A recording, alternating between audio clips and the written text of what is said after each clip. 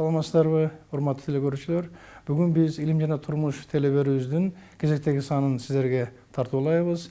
Бүгүн биз сөз кыла турган илим тармагындагы эң өзүнүн бир татыктуу орду бар чыгаан инсан академик Жаныбек Жээнбаевич жөнүндө сөз кылмакпыз.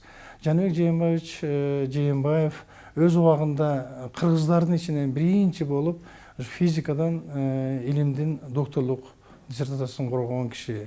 Өзүнүн илимий мектеби бар, өзүнүн окуучулары бар. Тилекке каршы ал киши арабыздан өткөнүнө бир топ жыл болуп калды.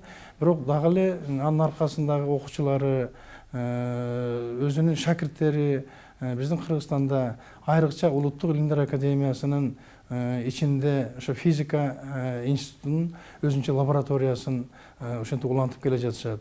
Бүгүн ошол кишинин элесине, ошол кишинин баягындай бир урматтоо катары ошол бүгүн биз физика институтунун ошол киши жөнүндөгү иштеген академиктер, илимдин докторлору, илимдин кандидаттары ошол өздөрүнүн бир ойлорун айтып, ошол кишинин элесин дагы бир ушундай бир элестетип коелу деген пикирге келдик.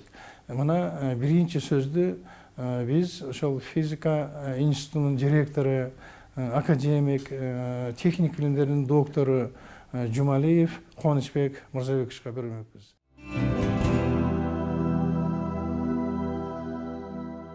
Улуттук илимдер академиясынын академиги, профессор Жаныбек Жээнбаевич биздин Улуттук илимдер академиясынын физика институтуна биринчиден өнүгүшүнө, экинчиден ошол институтта келечектүү дүйнөлүк деңгээлде аткарыла турган илимдерди коюу, ошолордун лабораториялык жактан, техникалык жактан жана ошондой эле финанстык жактан каржылоо маселелерин чечүүдө ушул институт түзүлгөндөн баштап эң чоң кол кабыш кылган. Негизинен Жаныбек Жээнбаевичке чейин физика институтунда бир топ директор болгону менен институттун өнүгүшү Жаныбек Жээнбаевичтин директор болуп келиши менен аныкталган. Улуттук илимдер академиясынын академиги Жаныбек Жээнбаев өзүнүн эмгек жолун ушу физика институтунан баштап, ушу физика институтунун өнүгүшүнө, илимдердин багыттары ачылышына жана ошондой эле физика институтунун курулуп баштап, ошонун финансылык каржы тармагына өтө чоң салымын кошкон илимпоз адам. Эң биринчи болуп ушул Жаныбек Жээнбаевич биздин физика институтунда төмөнкү температурадагы плазманын физикасын теориялык жана практикалык жактан өздөштүрүүгө, экинчи жактан кристаллдарды өнүктүрүү илимин коюуга, үчүнчүдөн ушул эң катуу болгон алмазды кайра иштетип чыгып, алмазды алуу багыттарын коюп, ошол учурда бизге Кыргызстанга керектүү болгон радио толкундарынын бийик тоолуу жерлерде кандай таркалышын, радио жыштарын кандай таркалышын ушундай аныктаган багыттарды алып келген. Андан сырткары оптика, голография, оптикалык информацияны кайра иштетүү багыттары ушул Жаныбек Жээнбаевич учурунда коюлду эле. Илимпоз катары Жаныбек Жээнбаевичтин 9 монографиясы, 30дан ашык патенти, 300ден ашык илимий чыгармалары бар. Негизги илимий жетишкендиктери төмөнкү температурадагы плазманын изилдөөдөгү чоң жетишкендиктерге, дүйнөлүк илимдин жетишкендигине барабар болгон эмгектер жараткан. Тактап айтсак, Жаныбек Жээнбаевич бир агымдуу, эки агымдуу плазматрондорду жасап, ошонун физикасын, ошол жактагы плазмада өтүп жаткан процесстерди теориялык жана практикалык түрдө изилдегендиктен ошол көпчүлүк ушул убакка чейин плазма тармагындагы иштеп жаткан окумуштуулар ушул тармак Жаныбек Жээнбаевичке таандык окумуштуу катары деп айтып жүрүшөт.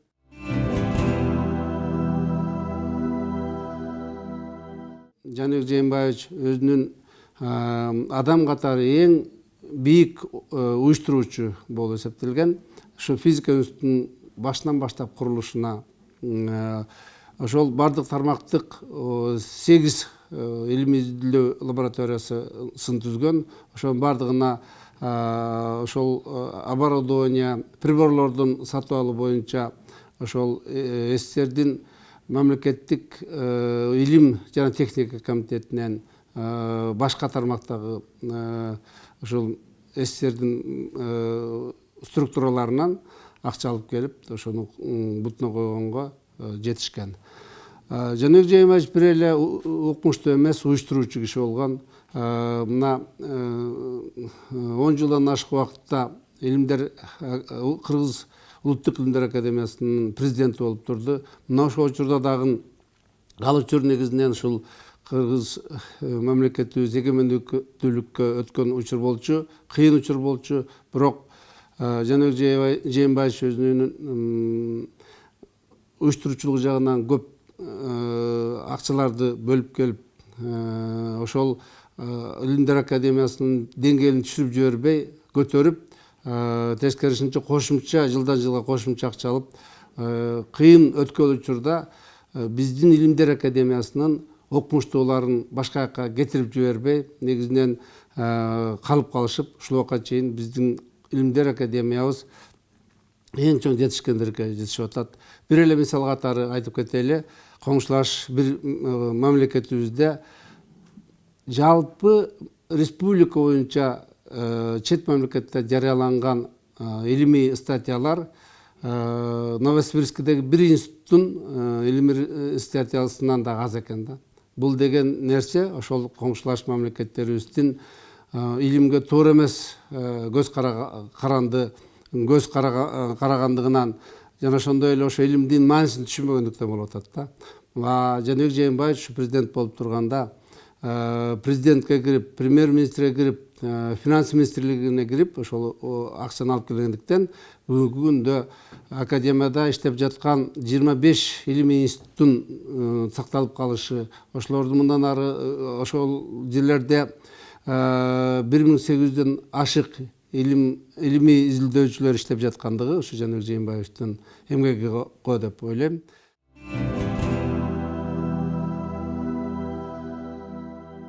Урматтуу телекөрүүчүлөр, мынакей биз башында сиздерге айттык, бүгүнкү биздин телеберүүбүз атактуу инсан, улуу окумуштуу Жээнбаев, Жаныбек Жээнбаевич жөнүндө болмокчу деп.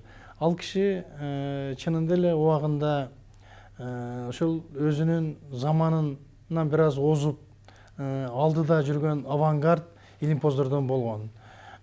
Ушул сөзүбүздү сиздерге мындай документальный жеткирүү үчүн бүгүн биз ошол атактуу академик агайыбыздын жубайы, экономика илимдеринин доктору Аятхан Орозбаева эже менен маектешкен турабыз. Саламатсызбы, эже?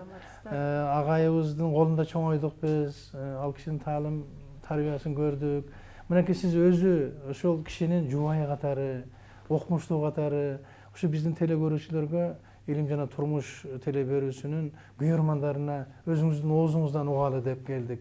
Агайдын ушу жаркын элеси боюнча.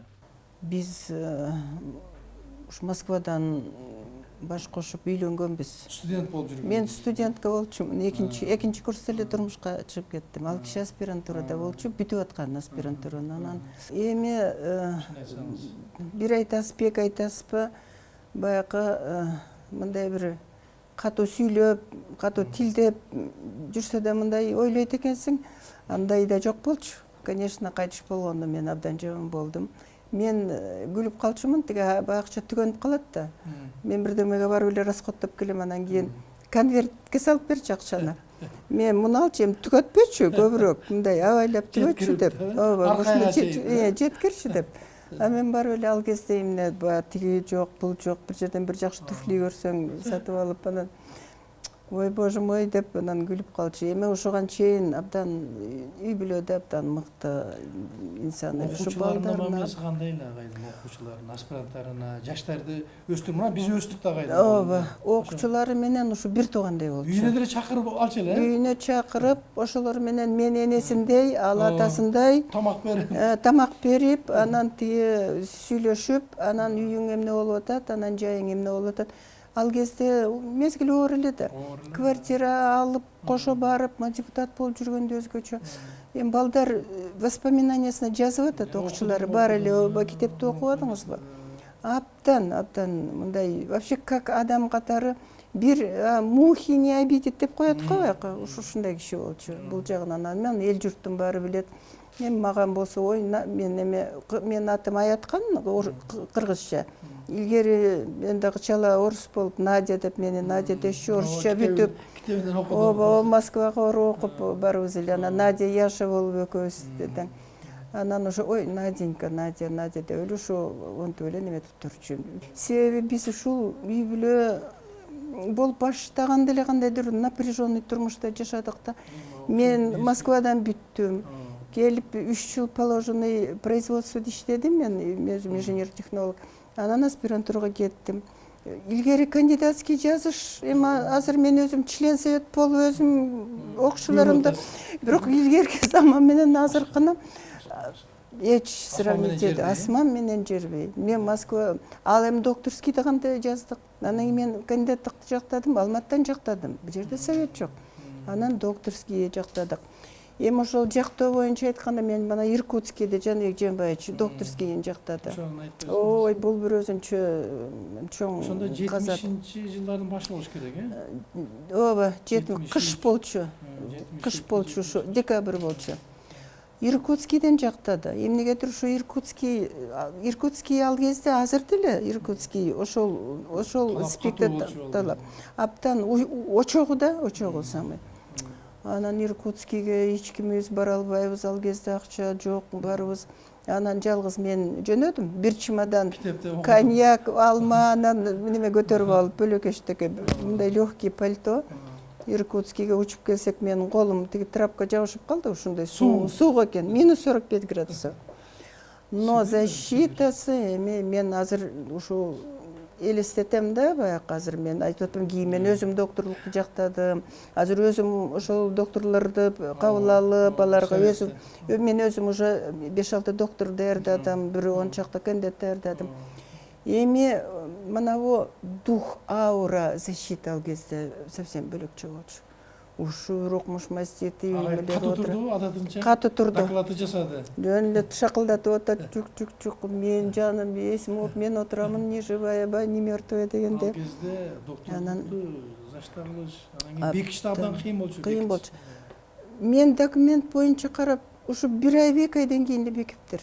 Мен баягы китеп жазып атканда болом, документтер ушундай бүт Советский Союздан жанакы отзывдар келчү.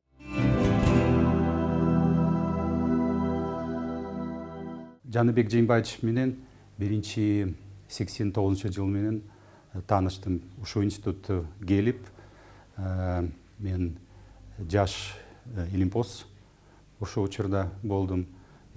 Докторская диссертация ушуну учурда мен докторская диссертация жазгам.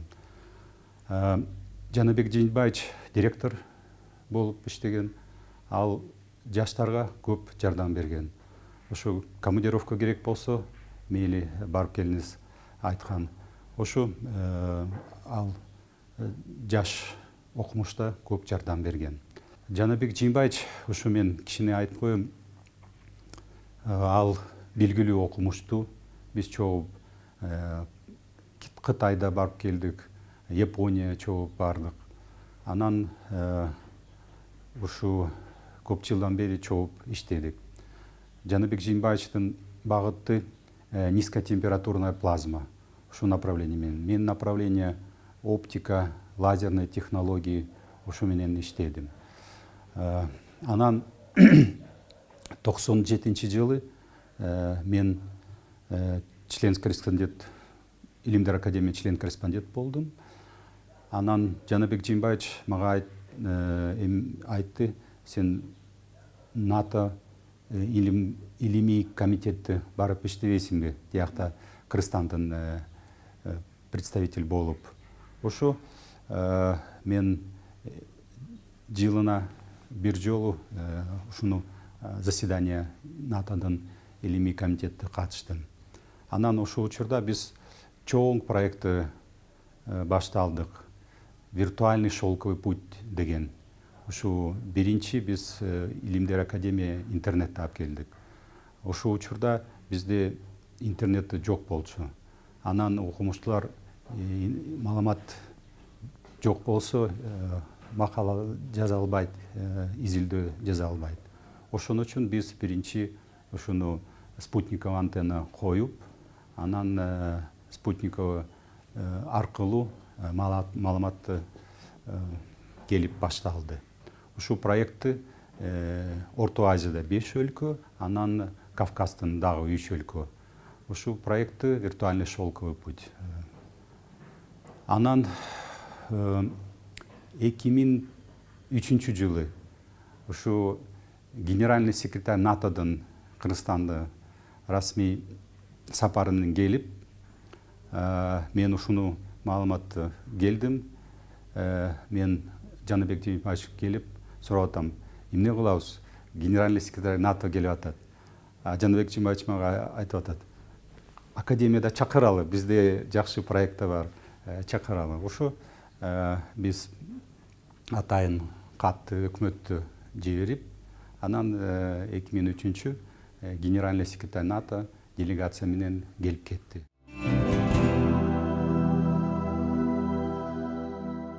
Кыргыз Илимдер Академиясынын өзүнүн иштеген иши ошол баардык жагын Жаныбек Жээнбаевич өзү олтуруп алып, ар бир окумуштууга, ар бир академикке, ар бир член корреспондентке өзүнчө мамиле кылып, ошолордун иштөөсүнө кандай жардамы керек, ошол жагынан да көп көңүл бурчу.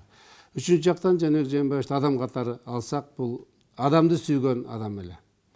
Ар бир окумуштуу болобу, ар бир жөнөкөй инженер болобу, ар бир илимий тармагында иштеп жаткандарга ушул өзүнүн бир тууганындай, өзүнүн инисиндей же карындашындай, эжесиндей мамиле кылганын натыйжасында ошол кыйын өткөн учурда биздин Илимдер Академиясынын институттарына аспиранттар киришип, мына былтыркы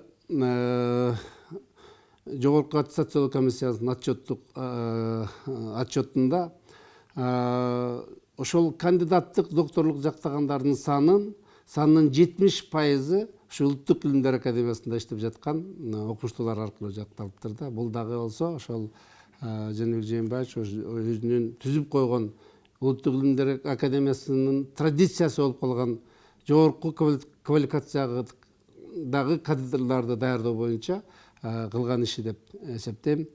Андан сырткары ошол 80-90 жылдары мамлекетибиз ошол көп тоо кендерин өздөштүрө баштаган убакыт болчу. Мына ошол учурда Жаныбек Жээнбаевич бизге керек болуп, бизге ошол ташты кесе турган, темирди кесе турган алмаз керек деп ошол багытты ачып, ошол бүгүнкү күнгө чейин ошол кандай режимде, кандай технологияда алмаздарды кабыл алуу, искусстволук түрдө жасалган алмаздарды кабыл алып, ошол темирди кесе турган алмаздарды кабыл алуу боюнча практикалык түрүндө дагы, илимий түрүндө дагы иштер жүргүзүлүп жатат. Андан сырткары ошол Жаныбек Жээнбаевич учурунда жолго коюлган кристаллдарды изилдөө боюнча Кыргыз Илимдер Академиясынын академик Алыбаков, Аскарбек Алыбакович багытын иштеген. Мына ошол учурда дагы ушул кристаллдарды өнүктүрүү үчүн көп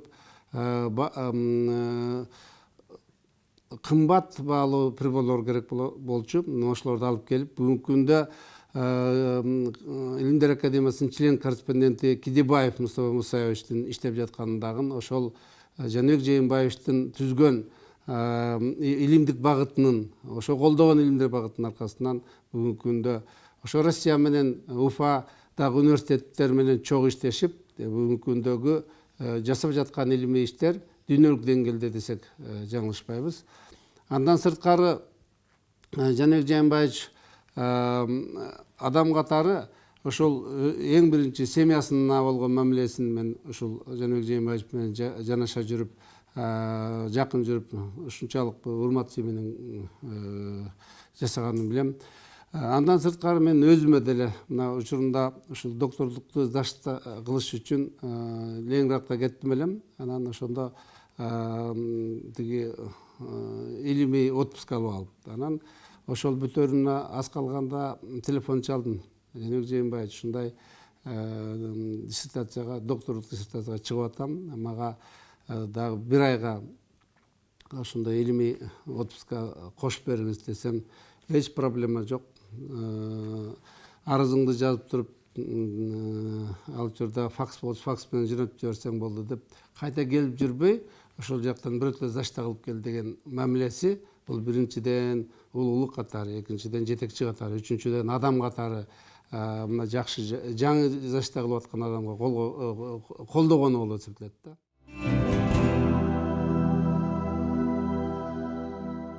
Урматтуу телекөрүүчүлөр, азыркы биздин маектешибиз ошол атактуу агайыбыздын Жаныбек Жээнбаевичтин уулу, физика математика илимдеринин доктору, профессор, ошол агайыбыздын ишин улантуучу Нурбек Жаныбекович Жээнбаев.